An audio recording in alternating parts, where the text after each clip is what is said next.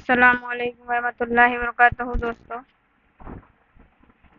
آج ہم پڑھیں گے میر باقر علی۔ یہ آپ کے ریٹ مینس کے سلیبس میں دیا گیا ہے۔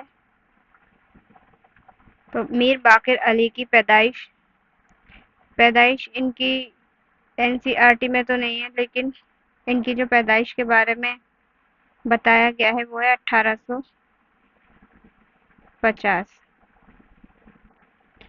اور ان کی وفات ہوئی تھی 1928 عیسوی میں۔ اب اس کے بارے میں ہم پڑھتے ہیں۔ میر باقر علی دہلوی، ان کا پورا نام ہے میر باقر علی دہلوی، دلی کے آخری داستان گو تھے۔ وہ داستان سنانے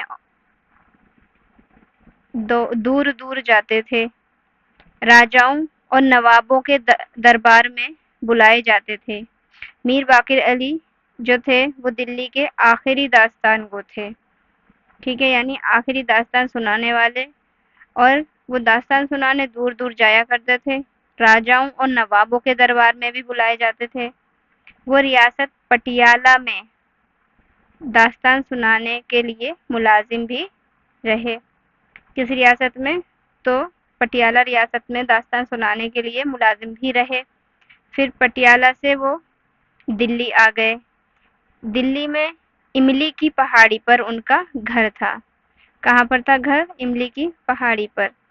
سنیما کے رواج نے داستان گوئی کے فن کو متاثر کر دیا، جس کی وجہ سے ان کی عمر کا آخری حصہ غریبی میں بسر ہوا۔ داستان گوئی انہیں ورثے میں ملی تھی۔ وہ اپنے نانا میر پیڑا کے شاگرد تھے، یعنی میر باقر علی کے استاد کون تھے؟ میر پیڑا، جو کہ ان کے نانا تھے۔ شاہد احمد دہلوی نے لکھا ہے، میر صاحب نے بزم اور رزم کو اس انداز سے بیان کرتے کہ آنکھوں کے سامنے پورا نقشہ کھنچ جاتا۔ داستان کہتے جاتے اور موقع بہ موقع ایکٹنگ کرتے جاتے۔ ہر علم کا انہوں نے باقاعدہ مطالعہ کیا تھا۔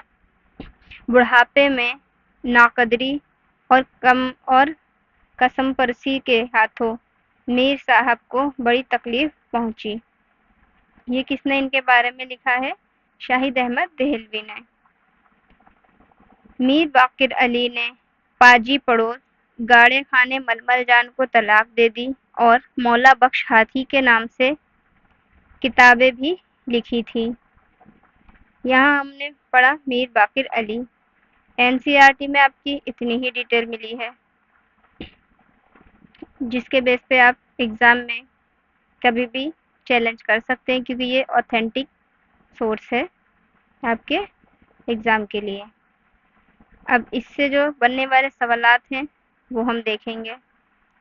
اگر آپ نے اس سے پہلے کی کلاسز نہیں دیکھی ہے تو آپ ضرور دیکھیے گا۔ اس میں ہم نے خواجہ حسن نظامی اور رتن سنگھ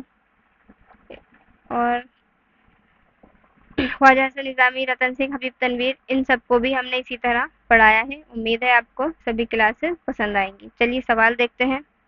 دلی کا آخری داستان گو کس کو تسلیم کیا جاتا ہے؟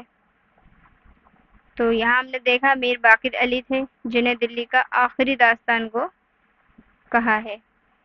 میر باقر علی کس ریاست میں داستان سنانے کے لیے ملازم رہے؟ یہ بھی ہمیں معلوم ہے، وہ ریاست تھی پٹیالہ ریاست میں، ٹھیک ہے۔ اگلا سوال ہے، پٹیالہ کے بعد باقر علی نے کس شہر کا رخ کیا؟ تو پٹیالہ کے بعد یہ کہاں گئے تھے؟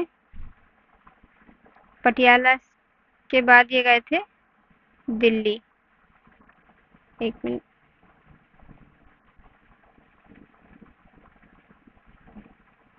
پٹیالہ سے دلی آ گئے، ٹھیک ہے۔ میر باقر کے ایک منٹ، فورتھ سوال ہے، دلی میں باقر علی کا گھر کس جگہ تھا؟ تو یہاں ہم نے دیکھا تھا املی کی پہاڑی پر تھا۔ اگلا سوال ہے، दास्तान गोई किसको वर्षे में मिली थी? वर्षे यानी विरासत में, तो वो किसको मिली थी? मीर बाकिर अली को, और यही दिल्ली के आखिरी दास्तान गो थे। मीर बाकिर अली के उस्ताद कौन थे? उस्ताद जो थे वो थे अमीर मीर पेड़ा, जो कि इनके रिश्ते में इनके नाना लगते थे। यहाँ पर हम इनको देख सकते हैं, मीर पेड़ा जो कि रिश्ते में इनके नाना थे। ये भी रिश्ते भी पूछ सकते हैं आपसे और उस्ताद भी पूछ सकते हैं। शाहिद अहमद देलवी ने मीर साहब के बारे में क्या कहा है? तो शाहिद अहमद देलवी ने कहा है कि ये जो मीर बाकिर अली थे, ये बज़्म और रज़्म को इस अंदाज से बयान करते कि आंखों के सामने पूरा नक्शा खिंच जाता, दास्तान कहते जाते और मौका ब मौका एक्टिंग करते जाते। तो ये पूरा कोड यहाँ आप देख रहे हैं, यहाँ से और यहाँ तक पढ़ लेना है और अच्छे से याद कर लेना है। एग्जाम में कोड देकर भी सवाल पूछ लिए जाते हैं। अगला सवाल है, पाजी पड़ोस गाड़े खाने मलमल जान को तलाक दे दी और मौला बख्श हाथी किसकी किताबें हैं? ये है मोस्ट इम्पोर्टेंट है, जो कि मीर बाकिर अली की। इनको आप ज़रूर याद रखिएगा, क्योंकि कहीं भी कभी भी किसी भी एग्ज़ाम में और किसी भी सवाल में आपको बुक का नाम दे के और उसका मुसन्निफ पूछ सकते हैं। ये थी आज की आपकी क्लास। उम्मीद है आपको क्लास पसंद आई होगी। क्लास पसंद आए तो चैनल को सब्सक्राइब करें और क्लास को शेयर करें। मिलते हैं अगली क्लास में अगले टॉपिक के साथ। तब तक के लिए खुदा हाफिज़।